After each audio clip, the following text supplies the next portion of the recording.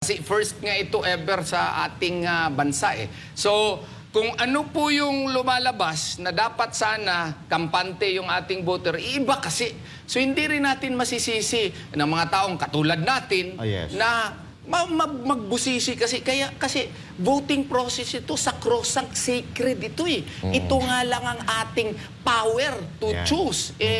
Ngayon, may cloud of doubt pa. So, kailangan talaga may gawain dito. Fast. Process nito.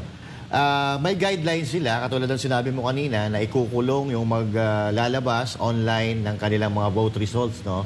Pero kung makikita mo doon sa inimumuestra kanina, yung ginagawa noong isang OFW habang siya ay bumoboto, makikita po natin doon na may check your vote. Then once na click mo yung check your vote, encrypted naman. So, parang dito pa lang, parang may nangyayari ng panloloko eh. Kasi you want the OFW to check their votes, pero ang makikita nila doon, iba. So, nagkakaroon ng confusion. Oo. Hindi lang confusion. Total confusion talaga po siya. Total confusion kasi check your vote tapos iba yung lumalabas. May mga pangalan pa na iba na hindi nila binoto. So, whose fault is that? The person who created the system. And the system, by the way, is SMS Global Technologies Incorporated. So, it's a Filipino company, ha? Yes, yung ano? Yeah, SMS Global Technologies Incorporated.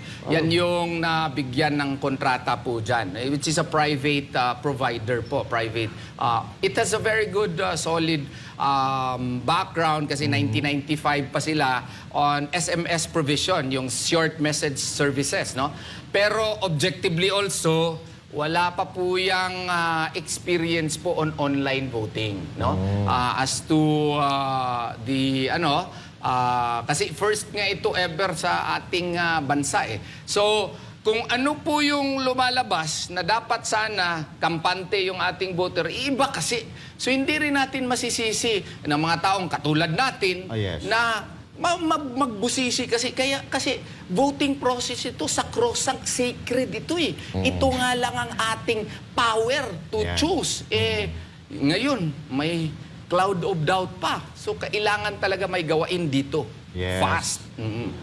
Attorney, bilang lawyer, no, kasi ang dami nag-chat sa amin na tinatamad sila or nawawala na sila ng ganang bumoto dahil nga dito sa nangyayaring ito.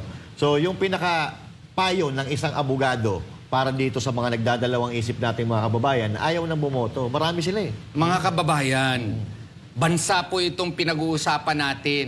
It is the future of our country which is at stake here. Alam ko po, frustrated kayo. Mas frustrated po kami. Kasi alam namin at least konti yung batas at ito pa ang nangyayari ngayon. Please, huwag kayong mawala ng pag-asa. Do something that you can participate. Register pa rin. Punta kayo sa embassy. Yung aming mantra ngayon, no? Huwag kayong mawala ng pag-asa. Pumunta kayo ng embassy ninyo, pumunta kayo sa consulate office ninyo, and you exercise your right to vote. Mag-insist kayo ng Section 2324, yung physical voting talaga, okay? Kung hindi nila i-provide, ipa-record ninyo, report kayo sa Vote Guard, Bantay Boto. Pero kung tuturuan nila kayo paano mag-online voting, participate pa rin. Pero you have to you have to paper the world. I-record din nyo. I-record din nyo anong nangyari. Kaya para may ebidensya po tayo. Huwag kayo mawala ng pag-asa. Ito lang ang bansa na binigay sa atin ni Allah subhanahu wa ta'ala. Kung ano ang direksyon ng ating bansa, kung diretso tayo ng kangkungan, diretso talaga tayo sa kangkungan. Pero dapat ngayong eleksyon na ito, we have to participate. Please, for our country.